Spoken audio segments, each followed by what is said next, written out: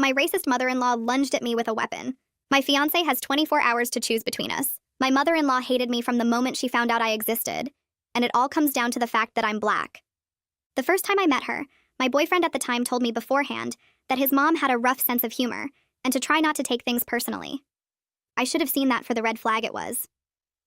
We walked into her house and she looked me up and down and asked my boyfriend if he was going through a phase. He laughed nervously and I stood there frozen. Over the next few months, her comments got worse. She asked me if I knew my real father. She asked me why my hair did that. She made a joke about welfare when I mentioned I grew up in an apartment. Every single time, my boyfriend would tell me afterwards that she didn't mean it like that she was just old-fashioned, that I was being too sensitive. I stopped going to her house. I told my boyfriend that I loved him, but I refused to sit in a room with someone who treated me like I was less than human. He seemed to understand, and for a while things were better. He visited his mom alone, I stayed home, and we were happy. He proposed a year later, and I said yes. That's when the argument started. He wanted his mother at the wedding. I told him absolutely not. He said she was his only living parent and he couldn't imagine getting married without her there. I told him I couldn't imagine getting married with her there, making comments about how our future kids would turn out. We went back and forth for weeks. Then one day I got a text from her. She thanked me for finally coming around and said she couldn't wait to celebrate her baby's big day. I had no idea what she was talking about until I checked the wedding website and saw she had been added to the guest list. My boyfriend had done it behind my back. When he got home, I didn't yell. I told him calmly that we were going to drive to his mother's house and have a conversation, all three of us, because clearly something needed to be resolved before this wedding happened. He agreed. We drove over and she greeted us at the door with a smile like nothing had ever happened between us. We sat in her living room and I tried to explain how her words had affected me over the years. I told her that I wasn't asking for an apology for the past. I just needed to know that she could treat me with basic respect going forward. She told me I was being dramatic. She said she didn't have a racist bone in her body, and that I was looking for reasons to be offended. My boyfriend sat there and said nothing. I told her that if that was her attitude, then she would not be at the wedding. She laughed and looked at my boyfriend, expecting him to override me.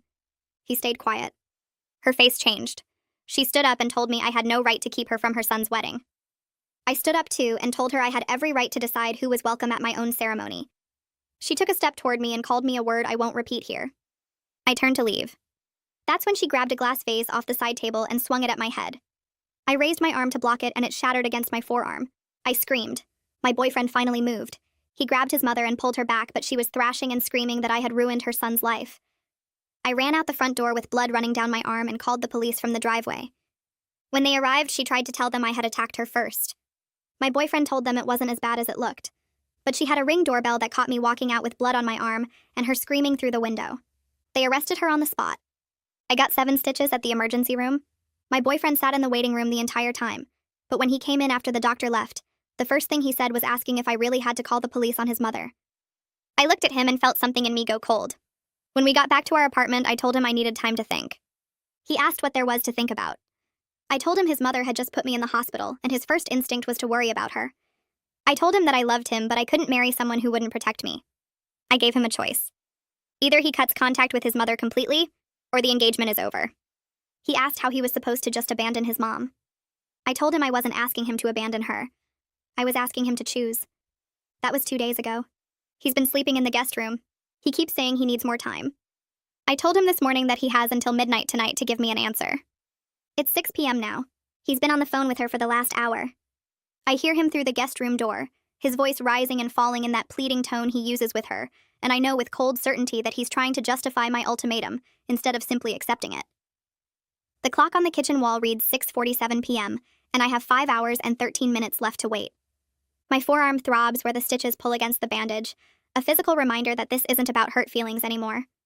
I press my thumb against the gauze and feel the sharp sting underneath, needing something concrete to focus on besides the muffled sound of his voice explaining me to her like I'm the problem that needs solving. The apartment feels too small suddenly, like the walls are closing in, and I realize I've been holding my breath waiting for him to raise his voice, or hang up, or do anything that suggests he's defending me instead of defending his choice to give me an ultimatum in the first place. My phone buzzes on the counter, and I see Aisha's name flash across the screen for the 4th time in an hour, asking if I need her to come over. And I finally text back yes, because sitting here alone is making my thoughts spiral into dark places I can't afford to go right now. She responds immediately with OMW, and I feel my chest unclench slightly, knowing I won't have to sit through these next 5 hours by myself. 20 minutes later, I hear her key in the lock. The spare I gave her 2 years ago when we decided we were the kind of friends who needed access to each other's apartments for emergencies. And she comes through the door carrying 2 overnight bags and takeout containers that smell like Thai food. I know I won't be able to eat. She takes one look at my face and doesn't say anything, just drops everything on the floor, and pulls me into a hug that makes my chest crack open in a way I've been fighting against since we got home from the emergency room 2 days ago.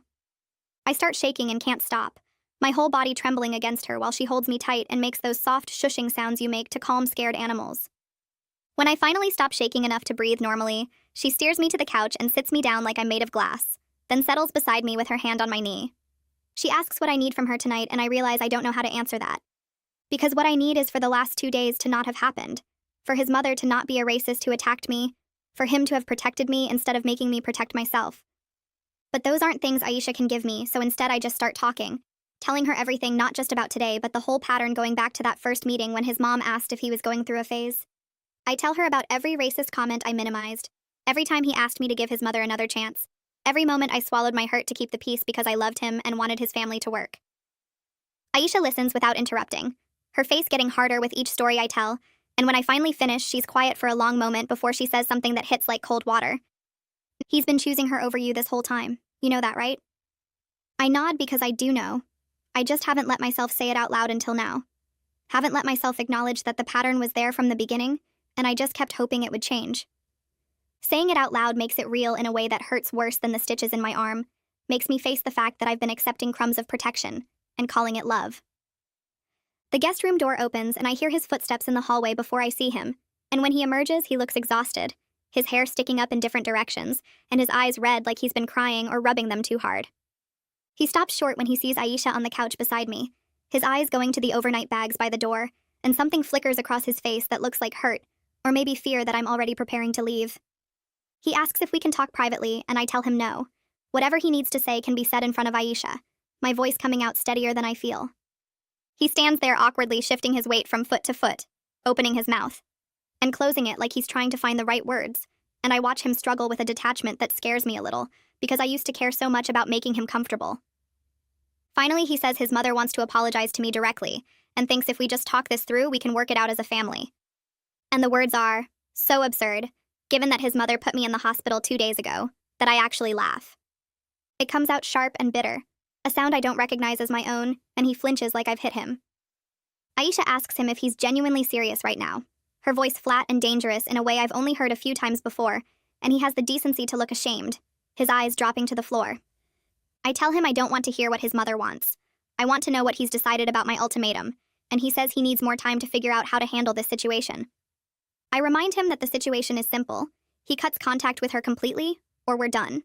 There's no handling or figuring out required, just a choice. He argues that I'm asking him to abandon his only living parent, and I feel anger flash hot in my chest, cutting through the numbness I've been wrapped in. I tell him no. I'm asking him to protect his partner from someone who tried to hurt me, and there's a difference between abandoning someone and refusing to enable their racism and violence. Aisha stands up and tells him he should go back to the guest room. Because this conversation is going nowhere, and I don't need the stress right now, and he looks at me hoping I'll contradict her, hoping I'll ask him to stay and talk this through. But I just turn away and stare at the wall, at the small nail hole where we used to have a picture of us hanging before I took it down yesterday, and I listen to his footsteps retreat and the door close again. The clock reads 7:23 p.m., and I feel like I'm watching my life end in slow motion, like I'm standing outside myself observing the death of the future I thought I was building. My phone rings and I see my sister Tiana's name flash across the screen, somehow sensing I need her even though I haven't told her what happened yet, because I couldn't find the words to make it real. I answer and immediately start crying, the whole story spilling out between sobs while Aisha rubs circles on my back, and Tiana listens to everything without interrupting until I finish. Then she tells me she's booking a flight for tomorrow morning because I shouldn't go through this alone. And I feel grateful and heartbroken that my family has to rally around me like this, that his failure to protect me means mine have to step in. Tiana asks practical questions about the apartment lease and wedding deposits, things I haven't let myself think about because they make this too real, force me to consider the logistics of untangling a life we built together. I tell her we're both on the lease with 4 months remaining. We've paid deposits on a venue and photographer totaling almost $8,000, and I have no idea how to untangle our finances because everything is joint accounts and shared credit cards. She says we'll figure it out together and that money is replaceable, but my safety and dignity aren't, which makes me cry harder because she's right, but it doesn't make the loss hurt any less. After I hang up with Tiana, Aisha suggests we watch something mindless on TV to distract me from clock watching, but when she turns it on, I can't focus on anything except the silence from the guest room. At 8:15 p.m., I hear him on the phone again, his voice muffled through the door, and I wonder if he's calling his mother back or talking to friends for advice on how to handle the impossible choice I've given him. Aisha sees me staring at the guest room door and physically turns my face toward her, her hands gentle, but firm on my cheeks, and she reminds me that his choice isn't about me. It's about who he is as a person, and whether he's capable of being the partner I deserve. I watch the clock change to 8:47 p.m. and my phone buzzes. Detective Brendan Larson's name lights up the screen and I answer on the second ring. His voice comes through professional but warm, the kind of tone that makes you feel like someone actually cares about what happened to you. He tells me my mother-in-law has been formally charged with assault and battery, that the arraignment is scheduled for next week, and that the case is moving forward regardless of what happens between me and my fiancé. I feel something loosen in my chest, knowing the legal system is taking this seriously, even if my fiancé couldn't. Detective Larson asks if I feel safe at home, and whether she's tried to contact me, and I tell him about the guest room situation, about the ultimatum I gave with 5 hours left until midnight. The line goes quiet for a moment, and then he says something that makes me sit up straighter. He says I hadn't thought about that, but now that he said it, I realize how much I need that barrier between us, something official that says she can't come near me ever again. He gives me the number for a victim advocate named Denise and tells me she can help me file the paperwork if I want. I save the number in my phone and thank him, my voice shakier than I want it to be. After we hang up, I stare at Denise's contact information for a full minute before I call her.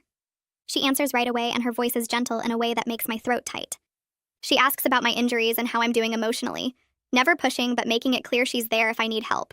I tell her about the stitches and the fear that lives in my stomach now, the way I keep replaying that moment when the vase came at my head. She listens without interrupting, and then explains how the restraining order process works, how it would legally prohibit any contact from my mother-in-law, and what happens if she violates it. The conversation is practical and calming, and by the end I agree to meet her tomorrow morning at the courthouse. Having something concrete to do besides wait for midnight feels like a lifeline I didn't know I needed. At 9 p.m., I pick up my phone and text my fiancé that I'm going to bed early, that the deadline is still midnight and it's not negotiable. My finger hovers over the send button for 3 seconds before I press it. His response comes back in under a minute asking if we can please talk face-to-face before the deadline. I read his message twice and feel anger flash through me because we've been talking for 2 days and he still hasn't made a choice. I type back that I've said everything I need to say, and the choice is entirely his now. Then I turn my phone face down on the nightstand. Aisha appears in the doorway and asks if I need help getting ready for bed even though we both know I won't sleep tonight. I nod anyway because the routine of it feels normal, and I need normal right now. She helps me change into pajamas and brings me water and makes sure my phone charger is plugged in, all these small acts of care that make me want to cry. She tells me she's setting up camp on the couch to stay with me through the night, and I don't argue because the thought of being alone right now feels impossible. I lie in our bed, my bed maybe after tonight, and stare at the ceiling in the dark. The streetlight outside casts shadows across the room, and I trace them with my eyes while my mind circles through every moment I should have walked away. The first time she asked if I was going through a phase and he laughed instead of defending me. The first time she made a comment about my hair, and he told me afterwards she didn't mean it like that. The first time I swallowed my hurt to keep the peace and trained him to think my pain was negotiable. I wonder if staying through all those smaller violations made him think the big ones were acceptable too. If my silence taught him that his comfort mattered more than my safety. Then I catch myself and force the thought away because his mother's violence isn't my fault no matter how many red flags I was ignored. I knew something was wrong and I kept hoping it would get better instead of demanding better from the start. The regret sits heavy in my chest, but underneath it is something harder, something that feels like clarity. I see now what I couldn't see before, that love without protection isn't really love at all. Around 10 p.m., I hear the guest room door open and footsteps move down the hallway. My whole body goes tense listening, and then I hear the apartment door close with a soft click. He's leaving with an hour and a half until the deadline, and I don't know if that means he's made his choice, or if he's running away from making one. Aisha comes to check on me seconds later, her face worried in the dim light from the hallway. I tell her he left and we both sit there wondering what it means. Part of me wants to text him and demand to know where he's going, but I force myself to leave my phone on the nightstand. I set this boundary and I have to hold it even though the uncertainty is killing me. Aisha sits on the edge of the bed and takes my hand, her grip warm and steady. She doesn't tell me it will be okay because we both know it might not be. We just sit there in the dark while the clock ticks toward midnight, and my future hangs in the balance. My phone stays silent and every minute that passes feels like an hour. I try to imagine what he's doing right now, where he went, whether he's choosing me or her. The not knowing is worse than almost anything else.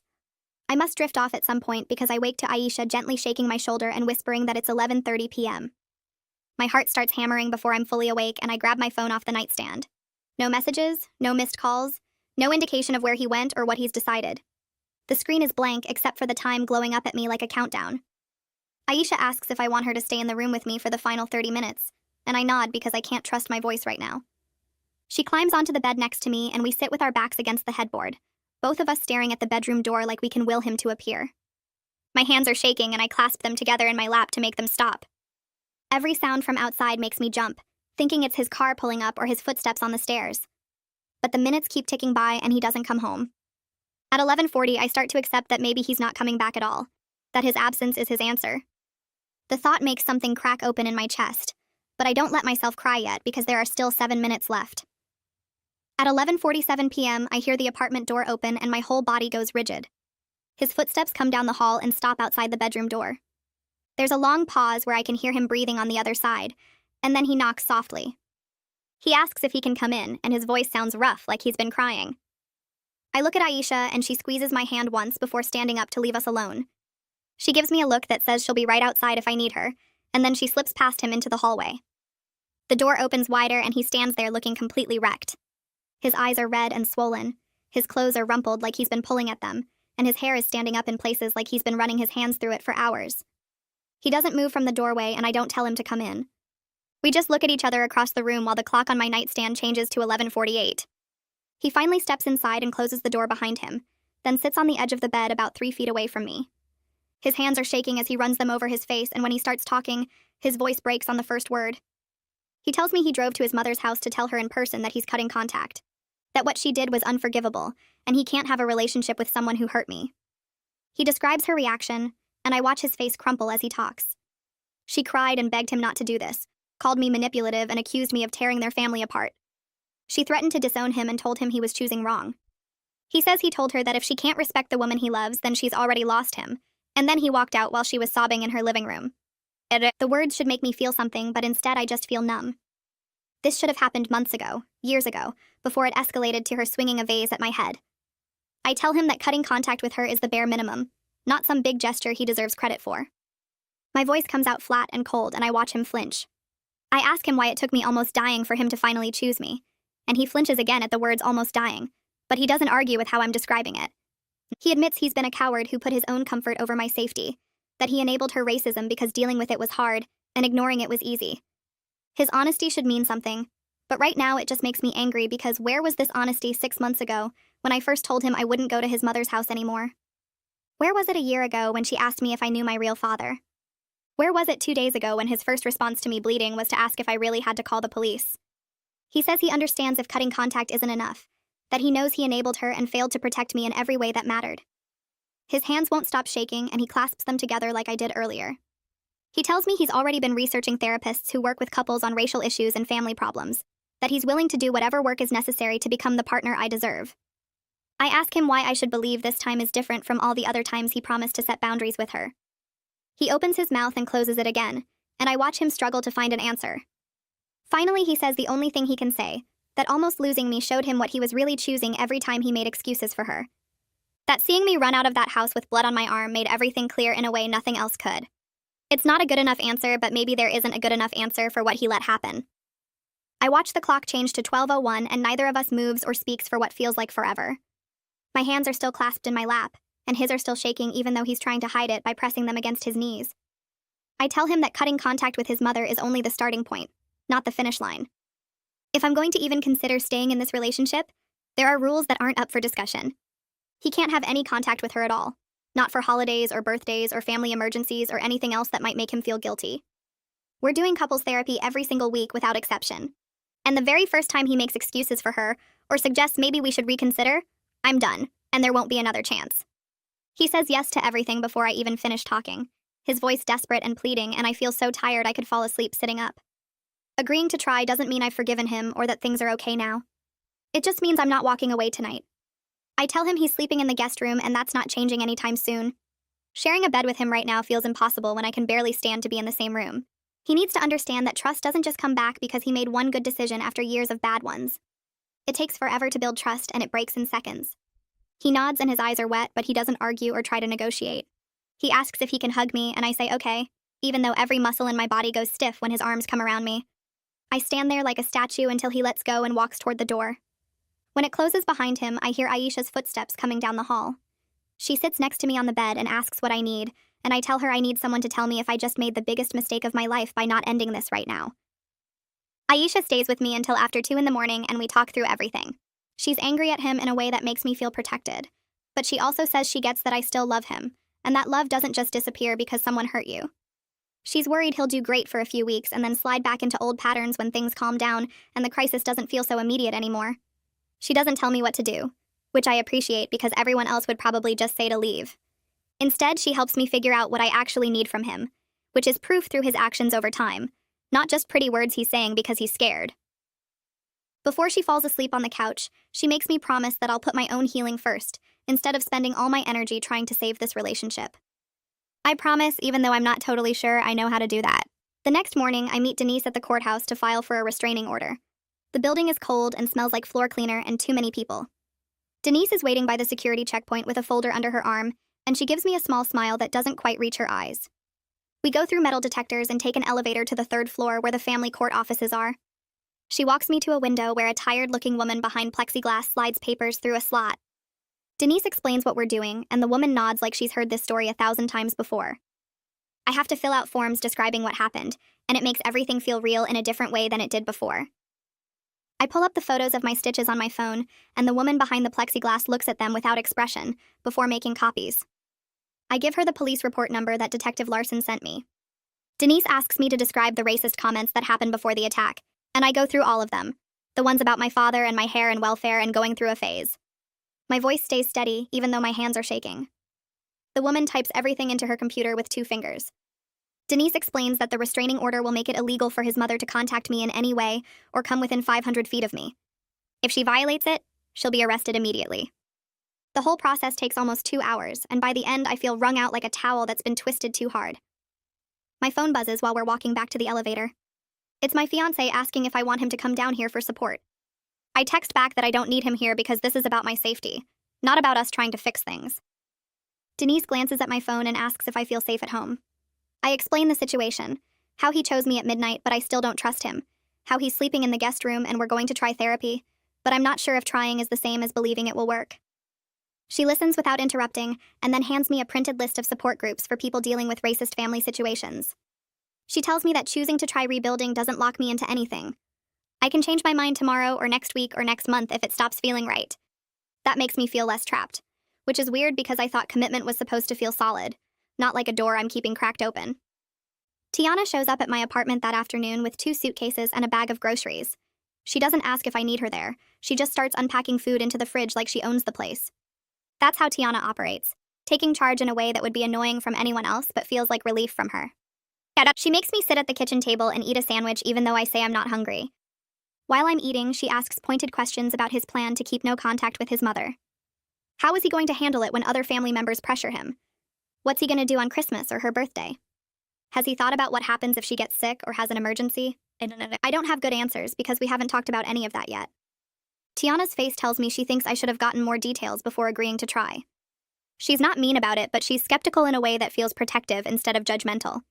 She keeps saying that actions over time matter more than promises made in a crisis. My fiancé stays in the guest room the whole time she's here. I see him peek out once to get water from the kitchen, and Tiana's eyes follow him like a hawk watching a mouse. He looks wounded by her obvious distrust, but he doesn't try to defend himself or win her over. After he disappears back into the guest room, Tiana says at least he has enough sense to give me space. 2 days later, I'm sitting in Kyra Thomas's office for my first therapy appointment. The office is small and warm with plants on the windowsill and art on the walls that looks like it was made by actual people instead of bought at a store. Kira is a black woman maybe 10 years older than me with natural hair pulled back in a bun and the kind of face that makes you want to tell her things. I sit on her couch and start crying before she even asks me a question. She hands me tissues and waits until I can breathe normally again. She asks what I need from therapy, and I tell her I need to figure out if I'm staying with him because I actually love him or because I'm scared of being alone after putting so much time into this relationship. She says those 2 things aren't opposites, that I can love him and be scared of being alone at the same time, and that therapy will help me get clear on what I actually want instead of what I think I'm supposed to want. That makes me cry harder because nobody has said that before. That it's okay to want something even if it's not the brave choice everyone expects me to make. Kira sees me 3 more times before my first couples session with my fiancé. She says she wants to work with me individually first, so I have my own foundation and boundaries before we start dealing with him. She teaches me words for things I've been feeling but didn't know how to name. Racial battle fatigue. The invisible labor of explaining racism to white partners. The toll it takes to constantly translate your pain into language someone else can understand. She asks me to describe every time I had to manage his discomfort with his mother's racism, and I realize it was almost every interaction we had about her. I spent so much energy making him feel okay about the racist things she said that I barely had any left for my own feelings. Kira writes notes while I talk, and sometimes she stops me to point out patterns I haven't noticed. Like how I would minimize what his mother said right after it happened, telling myself it wasn't that bad, and then later I'd feel angry but I wouldn't know why. Or how I started avoiding family events not because I didn't want to see him, but because I couldn't face another round of managing everyone's comfort, except my own. Detective Larson calls while I'm making dinner one night. Tiana is still staying with me, and she sees his name on my phone screen and mouths that she'll give me privacy. I answer, and he tells me that my mother-in-law's lawyer is trying to work out a plea deal. They want to avoid jail time by having her do anger management classes and probation instead. He asks how I feel about that, and I tell him honestly that it makes me angry. I want her to face real consequences, not just some classes she'll sit through while resenting me the whole time. He says he understands and that the prosecutor will take my wishes into account. But he also explains that assault cases often end with probation for first-time offenders, especially when the person has a lawyer arguing about their age and emotional state. That makes me even angrier because the system is basically set up to protect people like her. She attacked me with a weapon, and the default is to let her off easy because she's old, and it was her first time getting caught. Detective Larson's voice is kind but firm when he tells me that sometimes the legal system doesn't give us the justice we want, just the justice it's capable of providing. A few days later, I get a call from Prosecutor Felicia Knowles. She introduces herself and says she wanted to talk to me directly about the case instead of just communicating through Detective Larson. Her voice is professional but warm, like a teacher who actually cares if you learn the material. She explains that while she would love to push for jail time, the reality is complicated. My mother-in-law is a first-time offender with no criminal record. Her lawyer is already building a defense about her emotional state and her age, and how she was provoked by me trying to exclude her from her son's wedding. Felicia says that last part carefully, making it clear she doesn't believe that defense but that a jury might. She asks if I would be willing to testify at trial if the plea deal falls through. I say yes immediately because I want her to have to face me in court and see what her racism and violence actually cost. I want her to sit there and listen to me describe every racist comment she made, and then describe how it felt when that vase hit my arm. Felicia is quiet for a second, and then she says she's impressed by my resolve. She promises to fight for the strongest consequences possible, even if that ends up being less than what I deserve. Someone knocked on the apartment door, and I heard my fiancé get up from the guest room to answer it. The voice that came through was familiar but unexpected. Javier Castro, my fiancé's best friend since middle school, asked if they could talk. My fiancé led him to the guest room and closed the door, but our apartment has thin walls and I could hear their voices rising and falling from where I sat frozen on the couch. Aisha looked at me and mouthed, asking if I was okay. I nodded, even though I wasn't sure. The conversation went on for over an hour, sometimes quiet and sometimes loud enough that I caught phrases like, "You let this happen," and "she could have died," and "what kind of man?" I tried not to listen, but I couldn't help it. When the guest room door finally opened, I expected Javier to leave, but instead he came to find me in the kitchen where I was pretending to make tea. He stood in the doorway looking uncomfortable and asked if we could talk for a minute. I said okay, and Aisha gave us space by going to the bedroom. Javier sat down at the kitchen table and told me he was sorry. No, he said he'd witnessed some of the racist comments his mother made at family gatherings over the years, and he never said anything because he thought it wasn't his place to get involved. He said he was wrong about that. He told me that silence was the same as agreeing with her, that by not speaking up, he'd been part of the problem. His honesty caught me off guard because most of my fiancé's friends had stayed completely out of this situation. I told him I appreciated him saying that, and that speaking up now, to his friend about the pattern of enabling behavior, was exactly what good friends should do. He nodded and said he told my fiancé that if he backslides even once on the no-contact promise, he'll lose respect for him permanently. Javier stayed a few more minutes and explained what happened in the guest room. He said he confronted my fiancé about the pattern of minimizing and excuse-making that went back years. He said my fiancé broke down crying and talked about how ashamed he was of letting things get this bad, how he knew he'd failed me in every way that mattered. But Javier made it clear that shame without action means nothing. No. He said his friend needed to understand that this wasn't about one bad moment. It was about choosing comfort over protecting the woman he claimed to love. I felt something loosen in my chest hearing that someone else in my fiancé's life was holding him accountable beyond just me. It made me feel less alone in demanding change. After Javier left, I sat at the kitchen table for a long time thinking about how many people had watched this happen and said nothing. How many family gatherings where someone could have spoken up but didn't. How my fiancé had a whole network of people who knew his mother was racist, and they all just let it continue because it was easier than confronting her. The anger came back fresh and hot. My phone rang the next afternoon and the caller ID showed the wedding venue. I'd been dreading this call because I knew we had to make decisions about our date 6 months away. The coordinator was friendly and professional when I answered. She asked if we were still planning to use the venue on our scheduled date. I took a breath and explained that we weren't canceling, but we needed to reduce the guest list significantly, and we might need to postpone. She was quiet for a second, then asked if everything was okay, and I didn't know how to answer that, so I just said we were dealing with some family complications. She said she understood and that postponement was possible, but there would be fees involved. She started listing numbers and I felt my stomach drop. I realized how many practical problems came with trying to rebuild a relationship instead of just ending things cleanly. If I broke up with him, I could cancel everything and split the losses. But trying to make it work meant rearranging our whole lives while everyone watched. The coordinator asked if I wanted to schedule a time to come in and discuss options. I told her my fiancé would handle all the vendor communications and financial penalties from here on out. She said that was fine and to have him call her. After we hung up, I felt embarrassed about having to explain this situation to strangers. And the wedding coordinator didn't need to know that his mother attacked me, or that I almost called off the engagement. But somehow having to deal with the practical details made it all feel more real and more humiliating. Tiana stayed for the whole week, and during that time, I watched my fiancé trying in ways I could actually see. He spent hours on his laptop researching therapists who specialized in racial dynamics and white fragility. He ordered books about anti-racism and left them on the coffee table where I could see the titles. He gave me space when I needed it, but also made it clear he was committed to doing the work. Tiana watched all of this carefully without saying much. She made breakfast every morning and asked me how I was sleeping. She stayed up late talking with me about whether I was making the right choice. The night before she had to fly back home, we sat on the couch after my fiancé had gone to bed in the guest room. She told me that effort was good, but consistency over months would be the real test. She said right now he was scared and motivated by the fear of losing me, but that fear would fade, and then we'd see if the changes stuck. She said she'd support whatever I decided, but that I needed to keep my eyes open and my boundaries firm.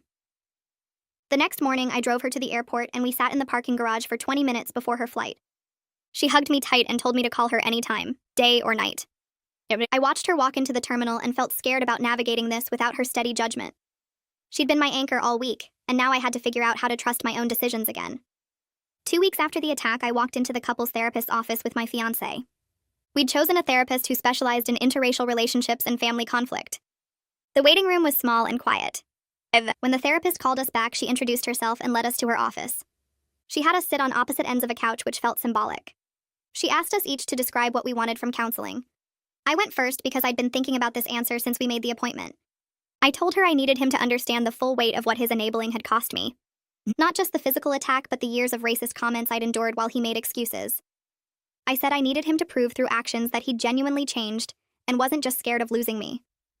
When it was his turn, he said he wanted to understand how to be a better partner and how to take apart the patterns he'd learned from his family.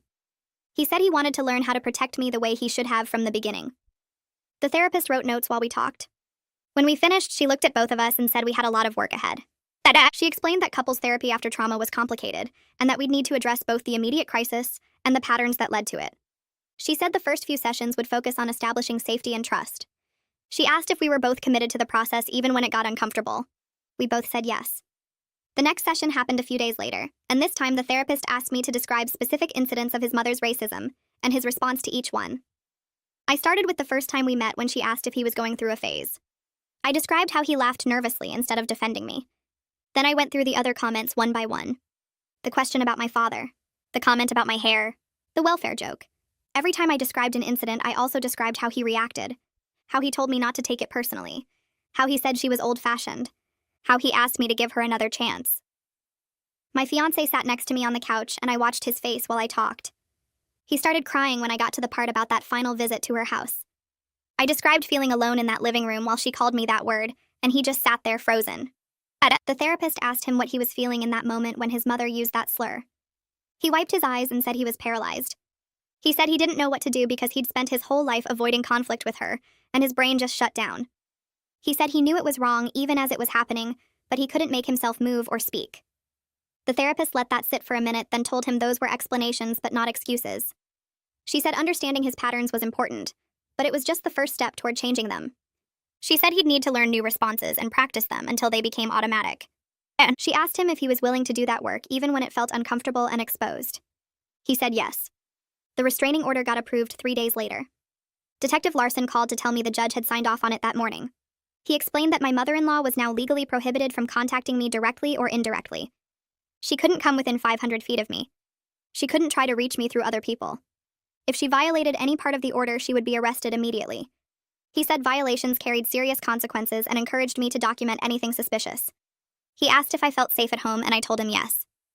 After we hung up, I looked at the legal paperwork he'd emailed over. Seeing it all written out in official language made it feel more real. There was legal protection now between me and the woman who'd attacked me. But I also knew that a piece of paper couldn't actually stop someone who was determined to hurt me. It was a barrier, but not a guarantee. Still, having it felt better than not having it. I forwarded the restraining order to my fiancé so he'd know the terms too. He needed to understand that any contact with his mother, even indirect contact, could put me at risk of her finding ways to get to me. 3 weeks after the attack, Felicia called me. She said my mother-in-law's lawyer had contacted the prosecutor's office with a revised plea offer. The new terms included 6 months in jail, 2 years of probation, required anger management classes, required racial bias training, and payment for all my medical bills. Felicia asked how I felt about those terms. I told her honestly that it wasn't enough. 6 months felt like nothing for trying to bash my head in with a vase. She was quiet for a second, then explained the reality of the situation. She said taking this to trial meant risking that my mother-in-law would get off completely if the jury felt sympathetic toward her. Her lawyer was already building a defense about her emotional state and her age, and how she felt provoked by me trying to exclude her from the wedding. Felicia said she didn't believe any of that, but a jury might. She said we had to weigh a guaranteed consequence against the possibility of no consequence at all. I felt angry about the whole thing. The system was basically set up to protect people like her. She'd attacked me with a weapon, and the default was to give her a light sentence because she was old, and it was her first time getting caught. But Felicia was right that some consequence was better than none. I told her I'd agree to the plea deal even though it felt like the system had failed me. She thanked me and said she'd push for the judge to stick to the full 6 months without early release. My fiancé found out about the plea deal because Felicia copied him on some of the paperwork. That night, he came to talk to me while I was making dinner. He asked if he could pay my medical bills himself instead of having his mother's payment count as part of her consequences. He said he wanted to take responsibility for the harm his family had caused. I stopped cutting vegetables and turned to look at him. I told him no. I said his mother needed to face the financial consequence of her violence, and that him trying to shield her from that was exactly the kind of enabling behavior we were trying to break. His face fell, but he nodded and said I was right. He didn't argue or try to convince me. He just accepted what I said and walked back to the guest room. Later that night, I thought about that interaction and realized it was progress. He'd suggested something that came from his old patterns of protecting his mother, but when I called it out, he was accepted the feedback without fighting me. It was a small thing, but it mattered. I was still angry he'd suggested it in the first place, though. Part of me wondered if he'd ever fully break free of the instinct to shield her from consequences. I had my individual therapy session with Kyra the next week. We'd been meeting once a week since right after the attack, and she'd been helping me process everything. That day, she asked me what forgiveness would look like if I was able to get there someday. The question caught me off guard because I hadn't really thought about it. I sat there trying to come up with an answer and realized I didn't know. I told her I wasn't sure I wanted to forgive him. She nodded and said forgiveness wasn't required for healing. She said I was allowed to stay angry while still choosing to try rebuilding the relationship. She told me those two things could exist at the same time. I felt something release in my chest hearing that. I'd been carrying guilt about staying angry even though I'd decided to give him another chance. Like I was supposed to forgive and move on if I was going to try to make it work. But Kyra was giving me permission to feel the full mess of loving someone and resenting them at the same time. I told her some days I wanted to leave and some days I wanted to believe we could survive this. She said both things could be true at the same time. She said healing wasn't linear, and that I'd probably go back and forth between those feelings for a long time. What mattered was that I kept checking in with myself about what I actually wanted instead of what I thought I should want. I went to that therapy session the next week wondering if there was any point to talking about forgiveness when I still felt so raw. Kyra sat across from me with her usual calm expression and asked me how the plea deal conversation had gone with Felicia. I told her I'd agreed to it even though it felt like his mother was getting off easy. She nodded and didn't try to convince me I should feel differently about it. Then she asked me what forgiveness would look like if I ever got there someday. The question caught me off guard because I hadn't really thought about it in those terms. I sat there trying to come up with an answer and realized I didn't know. I told her I wasn't sure I wanted to forgive him at all. She nodded and said forgiveness wasn't required for healing. She said I was allowed to stay angry while still choosing to try rebuilding the relationship. She told me those two things could exist at the same time. I felt something release in my chest hearing that. I'd been carrying guilt about staying angry even though I'd decided to give him another chance. Like I was supposed to forgive and move on if I was going to try to make it work. But Kira was giving me permission to feel the full mess of loving someone and resenting them at the same time. I told her some days I wanted to leave and some days I wanted to believe we could survive this. She said both things could be true at once. She said healing wasn't a straight line and that I'd probably go back and forth between those feelings for a long time. What mattered was that I kept checking in with myself about what I actually wanted, instead of what I thought I should want. The sentencing hearing was scheduled for 3 weeks later. Tiana flew back in the night before, and Aisha picked her up from the airport while I stayed home trying not to think about having to face his mother in court. When they got to my apartment, Tiana hugged me for a long time without saying anything. She'd brought me a new outfit to wear to court because she said I needed to walk in there looking strong and put together. I tried it on and looked at myself in the mirror. The blazer covered my scar completely. Tiana stood behind me and adjusted the collar. She told me I looked powerful, and that his mother would have to sit there and see exactly who she'd tried to break. I slept terribly that night. Every time I closed my eyes, I saw that vase coming at my head. I kept waking up with my heart racing and my arm throbbing even though the stitches were long gone. Aisha had crashed on the couch again, and around 3 a.m. She came into my room and climbed into bed next to me without asking. She just held my hand in the dark until I finally fell asleep. The courthouse was downtown in one of those old buildings with marble floors and high ceilings that made every sound echo. We got there early, and Felicia met us in the hallway outside the courtroom. She was wearing a sharp gray suit and carrying a thick folder of paperwork. She asked me how I was holding up, and I told her honestly that I felt sick. She said that was normal and that I didn't have to look at his mother during the hearing if I didn't want to. But I told her no. I wanted to look right at her when I read my statement. I wanted her to see my face and know that I wasn't afraid anymore. Felicia smiled slightly and said that was exactly the right attitude. She explained what would happen during the hearing. The judge would review the plea agreement, ask his mother some questions, and then give me a chance to read my victim impact statement before announcing the sentence. She said his mother's lawyer would probably try to paint her as a confused old woman who made a mistake, but the evidence was too strong for that narrative to work. The Ring doorbell footage and the police report made it clear what had actually happened. We walked into the courtroom and I saw his mother sitting at the defense table with her lawyer. She was wearing a pale blue cardigan and had her hair done nicely like she was going to church. She looked small and harmless sitting there. Nothing like the woman who'd swung that vase at my head. My fiancé was sitting in the back row by himself. He'd asked if he could come for support, and I told him he could be there but not sit with us. I didn't want his mother to see us together and think we were some united front. Tiana sat on one side of me and Aisha on the other. I could feel both of them radiating protective energy. The judge came in and everyone stood up. She was a black woman, probably in her 50s, with glasses and a no-nonsense expression. Something about seeing her made me feel slightly safer. She reviewed the plea agreement out loud and asked his mother if she understood the terms. His mother said yes in this small, quiet voice that made her sound like a victim. The judge asked if she understood she was pleading guilty to assault and battery. His mother hesitated and her lawyer whispered something to her. Then she said yes again. The judge looked at Felicia and asked if the prosecution wanted to add anything before victim impact statements. Felicia stood up and gave a summary of the case. She described the months of racist harassment leading up to the attack. She talked about the vase shattering against my arm and the 7 stitches I'd needed. She mentioned the Ring doorbell footage that showed me leaving with blood running down my arm. She said this wasn't just a family dispute, but a violent hate crime motivated by racism. His mother's lawyer objected and said that was inflammatory language. The judge overruled him and told Felicia to continue. Felicia finished by saying that 6 months in jail was actually lenient given the severity of the attack and the clear evidence of premeditation. Then she sat down and the judge looked at me. She asked if I had a victim impact statement I wanted to read. I stood up and my hands were shaking so hard the paper rattled. Tiana reached over and squeezed my arm once before letting go. I walked to the front of the courtroom and stood at the podium facing the judge. I could feel his mother's eyes on me, but I didn't look at her yet. I started reading my statement. I'd written it over the course of several days with Kira's help. It described every racist comment his mother had made from the first time I met her. It talked about how her son had enabled her behavior by making excuses and telling me I was too sensitive. It explained how I'd tried to set boundaries by refusing to visit her house anymore, but she'd still found ways to make me feel unwelcome in the family. Then it described that night in her living room when she'd called me that word and attacked me with the vase. I talked about the physical scar on my arm that would never fully fade. I talked about the panic attacks I'd started having. I talked about how I couldn't feel safe in my own relationship anymore because the person who was supposed to protect me had failed so completely. My voice stayed steady through most of it, but cracked near the end when I talked about how her racism had tried to destroy, not just me, but any chance of a healthy future for her son. When I finished, I finally looked directly at his mother. She was staring at the table in front of her with her jaw clenched tight. Her face was red and her hands were folded, so tightly her knuckles were white. I watched her for a long moment, waiting to see any sign of remorse or understanding. She looked up and met my eyes, and what I saw there was pure resentment. Not guilt or shame or regret. Just anger that I dared to speak about her this way in public.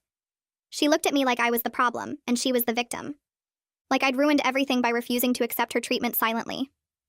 I felt something cold settle in my chest seeing that expression. She hadn't learned anything. She didn't think she'd done anything wrong. She just resented getting caught and facing consequences. I walked back to my seat and sat down between Tiana and Aisha. Tiana leaned over and whispered that I'd done amazing. But I barely heard her because I was still processing what I'd seen in his mother's face. The judge asked his mother if she wanted to say anything before sentencing. Her lawyer stood up and said his client deeply regretted the incident and had been attending counseling to address her anger issues. He said she was a first-time offender and a senior citizen who'd acted out of character due to stress about her son's wedding. He asked for leniency and suggested probation instead of jail time. The judge looked at him with this flat expression and said the plea agreement had already been negotiated, and she wasn't interested in relitigating it now. Then she looked at his mother and asked her directly if she had anything to say. His mother stood up slowly. She looked at the judge and said she was sorry for what happened, but she said it in this flat tone like she was reading from a script. She didn't look at me once while she spoke. The judge asked her if she understood why her behavior was wrong, and his mother said yes but didn't elaborate. The judge waited like she was expecting more, but his mother just stood there silently. Finally, the judge said she'd reviewed all the evidence, including the victim impact statement and the Ring doorbell footage. She said this was clearly a premeditated attack motivated by racial animus. She said she was accepting the plea agreement and sentencing his mother to 6 months in county jail, followed by 2 years probation. She said his mother would also be required to complete anger management classes and racial bias training. She said the restraining order would remain in effect, and any violation would result in immediate arrest. Then she told the bailiff to take his mother into custody. I watched as the bailiff walked over and his mother stood up looking shocked like she hadn't actually believed this would happen. The bailiff put handcuffs on her wrists and his mother's face crumpled. She looked back at her lawyer like he could fix this somehow. Then she looked past me to where my fiancé was sitting in the back row. She called out his name in this desperate voice. I heard him make a sound behind me, but he didn't respond to her. The bailiff led her toward a side door and she kept looking back over her shoulder at my fiancé. Right before she went through the door, she looked at me one more time. The resentment was still there, mixed with something that looked like hate. Then she was gone and the door closed behind her. The judge stood up and left through her chambers. Felicia came over and asked if I was okay. I told her I was fine, but I felt numb. She said that was a normal response and that the sentencing had gone exactly as planned. She reminded me that the restraining order was still active and that I should contact the police immediately if his mother tried to make any contact after her release. Then she shook my hand and left. Tiana and Aisha walked out of the courtroom with me between them like bodyguards. My fiancé was standing in the hallway looking wrecked. His eyes were red and he was leaning against the wall like he needed the support to stay upright. He started to walk toward me, but Aisha stepped forward and shook her head. He stopped and just stood there watching us leave. We got outside and the sunlight felt too bright after being in that dim courtroom. I stood on the courthouse steps trying to process what had just happened.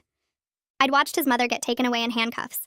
I'd seen her face and knew without any doubt that she still didn't think she'd done anything wrong.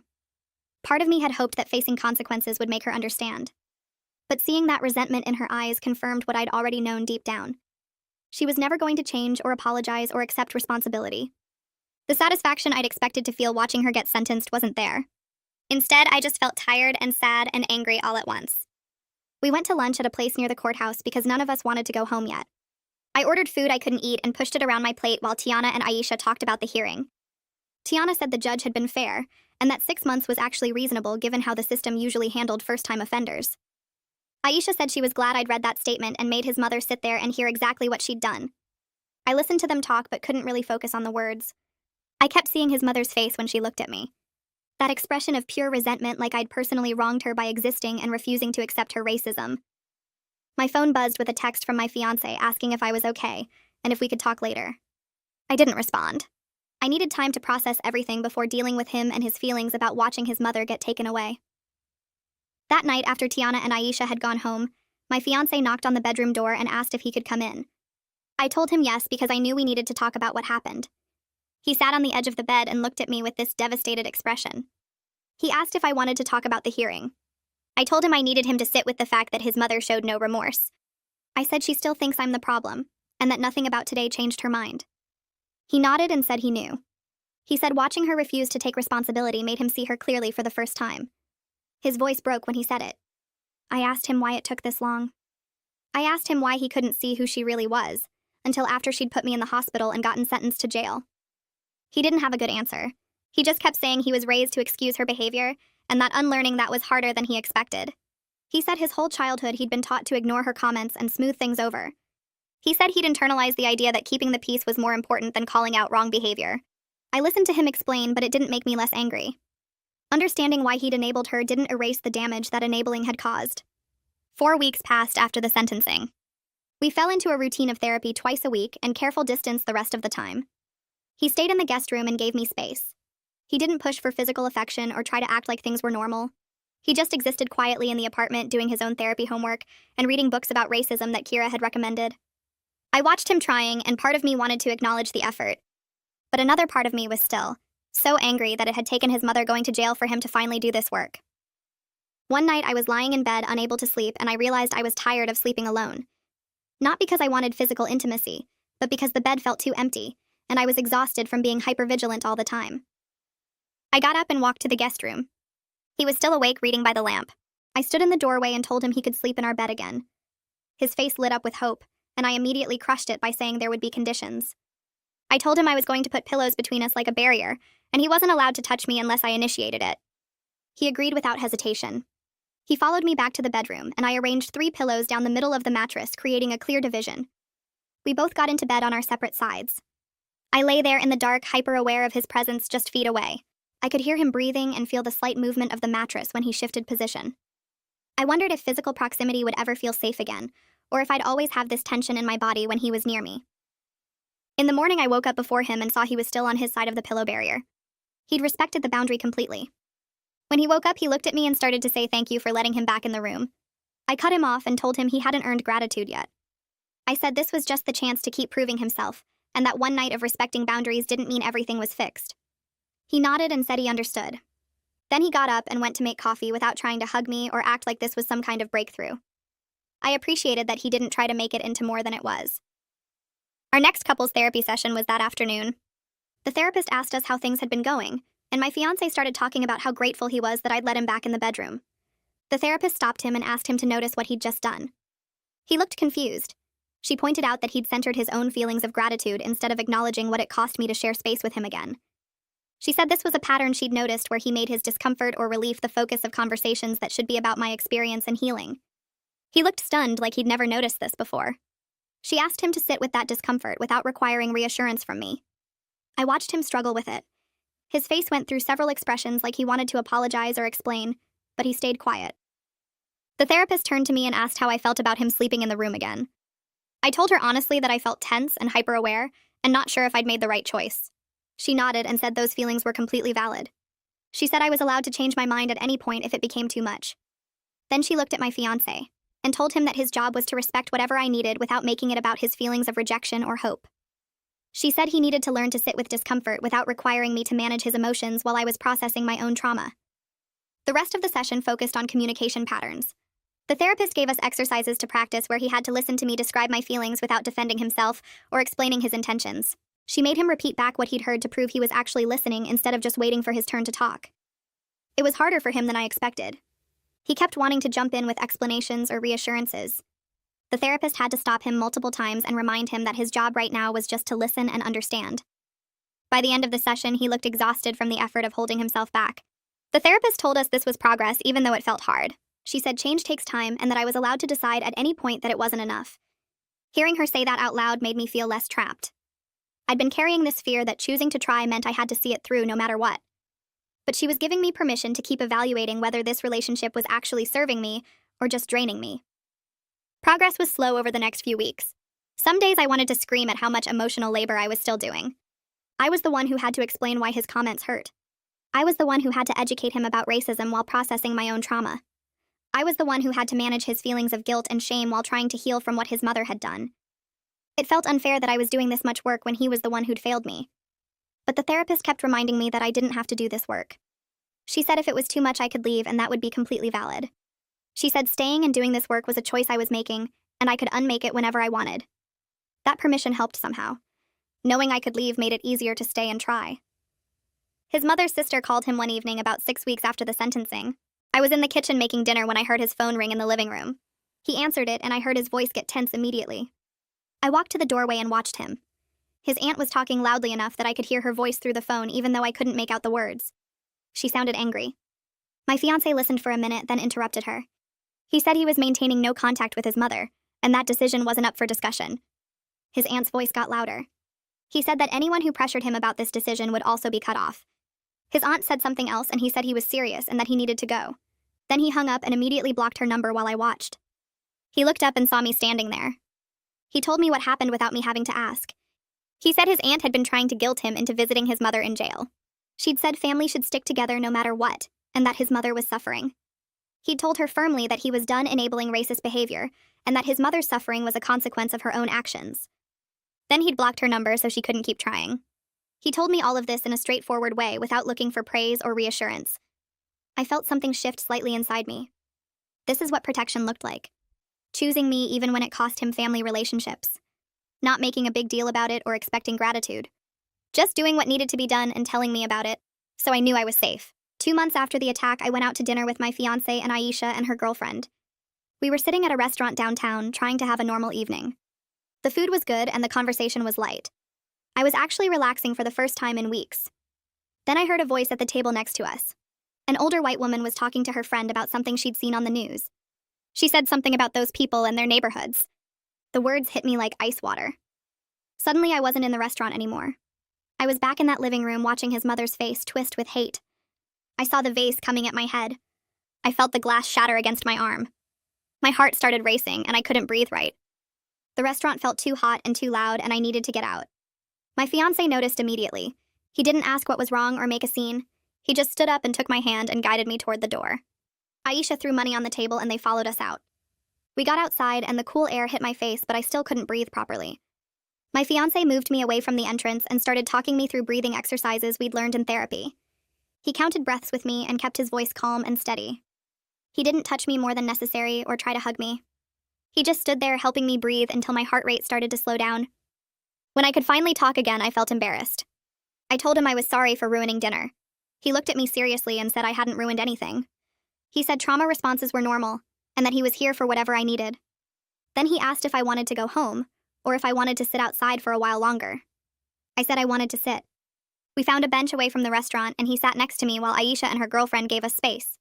After about 20 minutes, I felt stable enough to go back to the car. My fiancé drove us home and didn't make it about his guilt or his need to fix me. He just existed next to me quietly until I was ready to talk about what had happened. Kira introduced me to a support group the following week. She said it was specifically for Black women dealing with racism from white partners' families. I was nervous about going because I'd never done group therapy before. But when I walked into the room and saw the other women sitting in a circle, I felt something loosen in my chest. These women knew. They'd lived versions of my story. I didn't have to explain why a comment about my hair was racist, or why being asked about my father was painful. They already understood. The facilitator asked if I wanted to share, and I told them about the vase and the stitches and the ultimatum, and watching his mother get sentenced. The women listened without judgment. Some of them nodded like they recognized parts of my story in their own experiences. After I finished, one woman talked about her mother-in-law who'd said she didn't see color, and then asked if her grandchildren would have good hair. Another woman talked about her partner's family who claimed to love her, but voted for politicians who wanted to take away her rights. A third woman talked about leaving her marriage after 10 years because her husband kept asking her to give his racist father another chance.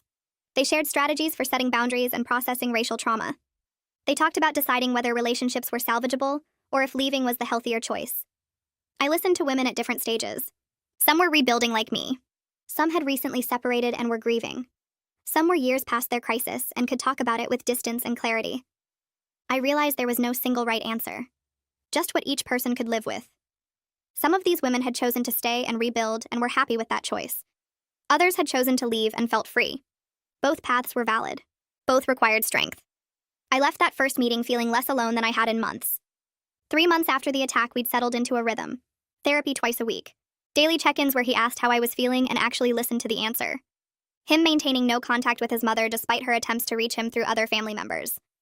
I'd see letters forwarded to our apartment, and he'd show them to me unopened before returning them with notes reiterating no contact. He was reading books by Black authors about racism and white privilege without me asking him to.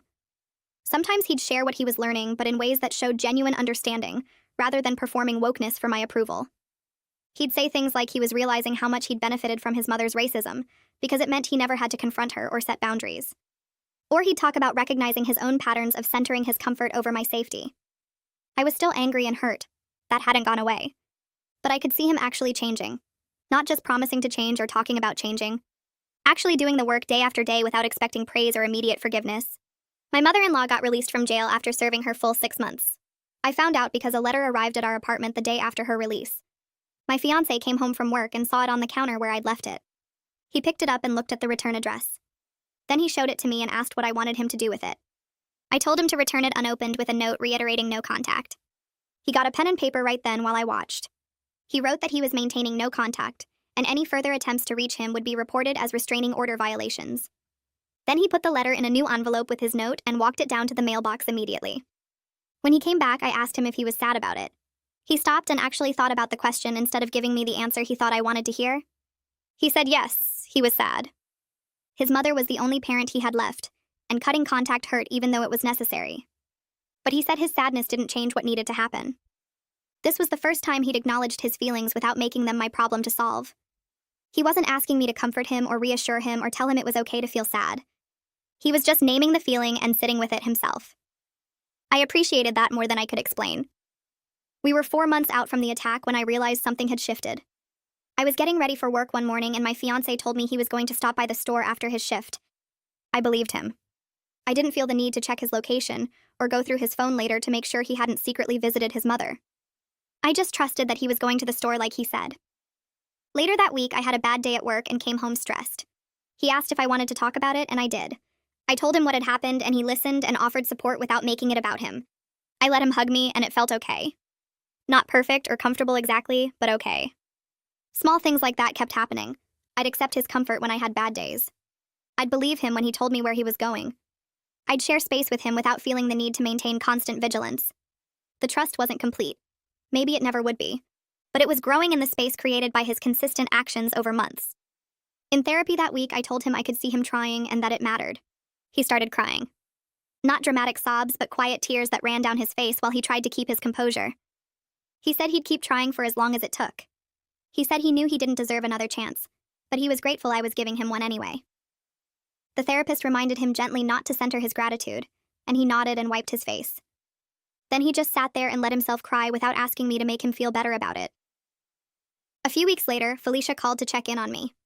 Her voice on the phone had that professional warmth I'd come to recognize from prosecutors who actually cared about their cases beyond just winning.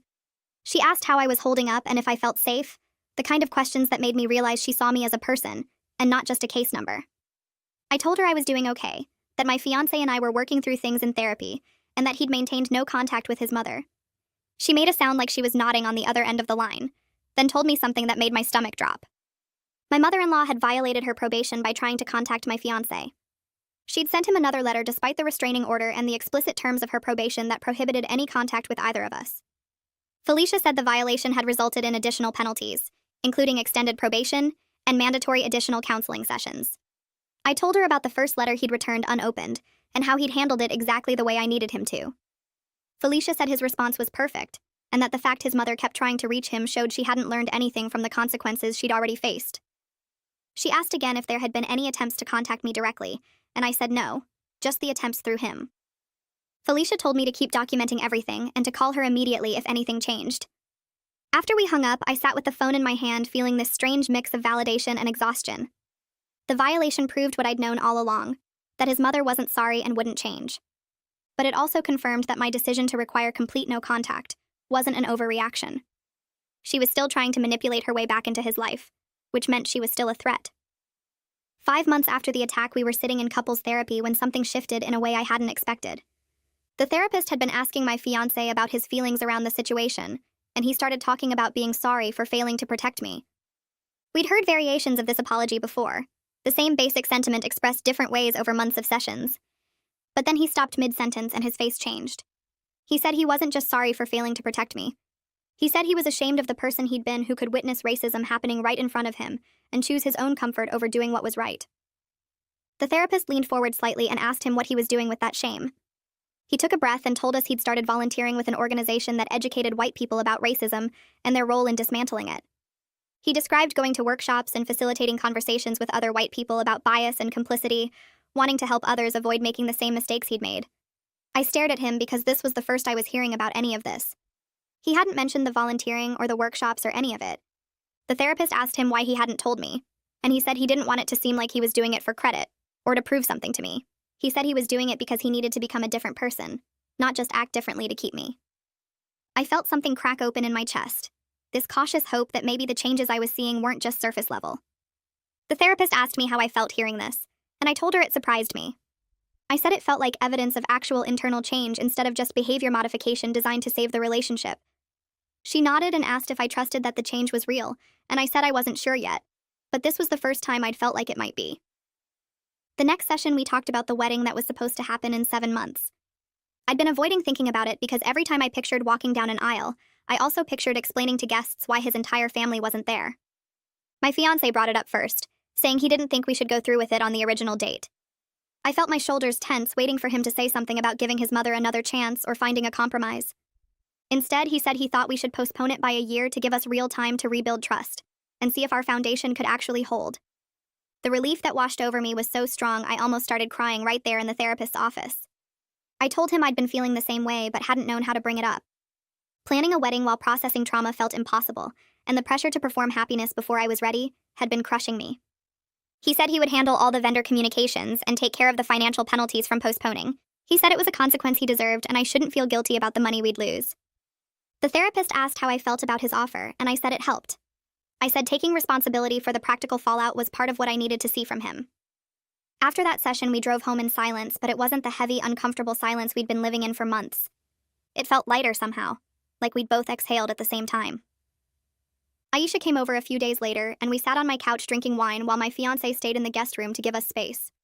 She asked me the question I'd been avoiding asking myself. She wanted to know if I was actually happy or just committed to trying. I took a long drink of wine before answering because I wanted to be honest with her and with myself. I told her I was cautiously hopeful, but that I was still carrying hurt that might never fully heal. I said some days I believed we could survive this, and other days I wanted to pack my stuff and leave. She listened without interrupting, and when I finished, she told me that was completely fair. She said I could change my mind at any point if the relationship stopped serving me. She reminded me that staying wasn't a promise I had to keep forever, especially if he backslid or stopped doing the work. Her permission to leave if I needed to made me feel less trapped. It was strange how knowing I could walk away made it easier to choose to stay. I asked her if she thought I was making a mistake, and she said no. She said she'd seen him actually changing over the past months, and that counted for something. But she also said she'd help me pack and find a new place in a heartbeat if that's what I decided I needed. Having that support made all the difference. 6 months after the attack, we started planning a small trip together. Just a weekend away at a cabin upstate, nothing fancy or complicated. I noticed while we were looking at rental listings that I felt excited instead of anxious about traveling with him. We'd been doing weekly date nights where we focused on reconnecting as people who genuinely enjoyed each other's company, instead of just partners processing a crisis. We'd go to movies or try new restaurants or walk around the park near our apartment. During those nights, I remembered why I'd fallen in love with him in the first place. The way he laughed at my jokes and asked about my day and held my hand while we walked. The love had never actually left, I realized. It had just gotten buried under layers of hurt and anger and broken trust. Now it was starting to surface again, and alongside it came grief for what we'd lost. We couldn't go back to the innocent version of us that existed before I knew he'd choose his mother over me. That version was gone forever. But maybe we could build something new from the ruins, something more honest and harder won. I booked the cabin for 2 weeks out, and when I showed him the confirmation email, he smiled in a way I hadn't seen in months. He looked genuinely happy instead of cautiously hopeful, and I felt my own smile matching his. In my next individual therapy session, Kira asked me what I'd learned about myself through everything that had happened. I sat with the question for a while before answering because I wanted to get it right. I told her I'd learned I was stronger than I thought I was, that I could set boundaries even when it cost me everything I thought I wanted, that I could demand better treatment and walk away from people who couldn't give it to me.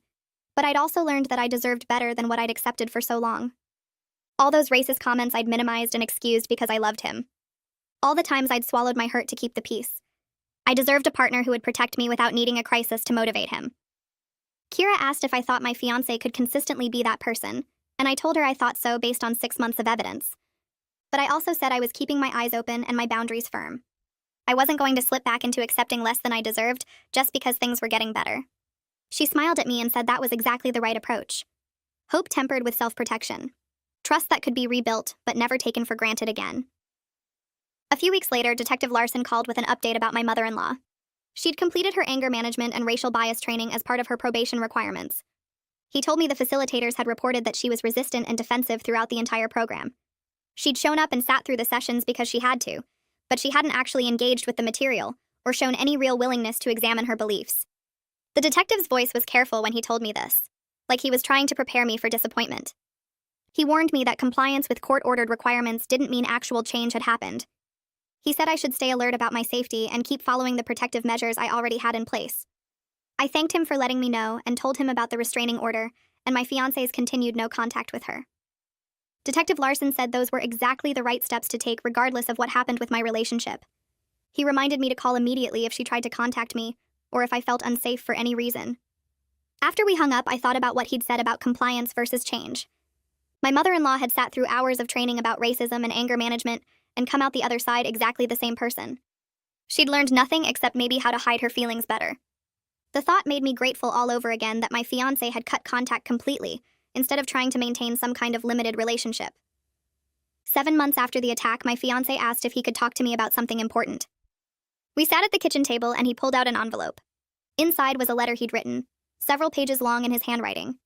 He asked me to read it and then we could talk. The letter described everything he'd learned over the past months about racism and complicity and the ways he'd failed me. It talked about the work he was doing with the education organization and the books he'd been reading and the conversations he'd been having with other white people about their responsibility to do better. Then it asked if I would marry him. Not with grand romantic promises about forever or declarations that everything was perfect now. Instead, it asked if I would marry him with clear eyes about who he was now versus who he'd promised to be before. It acknowledged his failures and committed to ongoing work, rather than claiming he was fixed. I read the letter 3 times with tears running down my face. When I finally looked up at him, he was watching me with this expression of hope and fear mixed together. I told him yes, but that we were still waiting the full year before we resumed wedding planning. He agreed immediately without any hesitation or argument. He said he understood and that he'd wait as long as I needed. Then he asked if he could hug me, and I said yes, and let myself sink into his arms. Tiana flew in for a visit the following month. She'd been checking in regularly by phone, but she wanted to see us in person and ask her own questions. She spent time with both of us together and separately, and I could tell she was evaluating whether the changes were real. She asked my fiancé hard questions about his commitment to anti-racism work and what he would do if other family members pressured him about his mother. She wanted to know his specific plans and concrete actions, not vague promises about trying harder. His answers impressed me, even though I'd heard variations of them before. He described the workshops he was facilitating and the accountability group he'd joined with other white people working to dismantle their own racism. He talked about specific conversations he'd had with family members who'd tried to guilt him into reconciling with his mother and how he'd firmly shut down those attempts. He showed Tiana text messages where he'd set boundaries with relatives and blocked numbers when they wouldn't respect his decision. After she left, she called me from the airport. She said she was cautiously optimistic about our relationship. She reminded me that 7 months of good behavior didn't erase years of enabling, and that I should keep watching for any signs of backsliding. I told her I knew that. I said I was choosing to believe in the possibility of real change while still protecting myself. She told me she was proud of me and that she'd support whatever I decided. 8 months after the attack, I was getting ready for work one morning when I realized something. I'd gone an entire week without thinking about that night. Without replaying the moment she swung the vase or the feeling of glass shattering against my arm or the look on my fiancé's face when he asked if I really had to call the police. A whole week had passed where the trauma wasn't the first thing I thought about when I woke up, or the last thing on my mind before sleep. It felt like progress even though I knew the memory would never fully leave me. My arm still had a scar from the stitches, a thin raised line that would probably be there forever. A permanent reminder of what racism and enabling could cost. In therapy later that week, Kira asked how I felt about the scar.